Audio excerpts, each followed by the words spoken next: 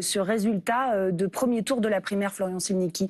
Est-ce que, effectivement, d'avoir Éric Ciotti en tête, même si c'est d'un tout petit peu, c'est surprenant. Il disait il y a quelque temps encore, j'espère au moins faire un score à 2 chiffres. Bon, bah finalement, c'est réussi et c'est une première place. La politique, c'est une affaire de symbole avant d'être une affaire de rapport de force. Ici, Éric Ciotti, il marque des points.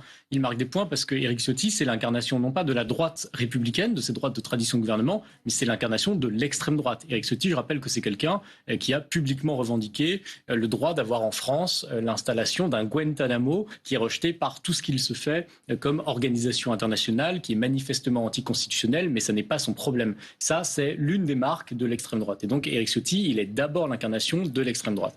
Je veux dire ensuite qu'on va donc voir au second tour si les militants continuent de soutenir Éric Ciotti, parce que ce serait alors le symbole que la droite de gouvernement, elle a perdu sa boussole républicaine.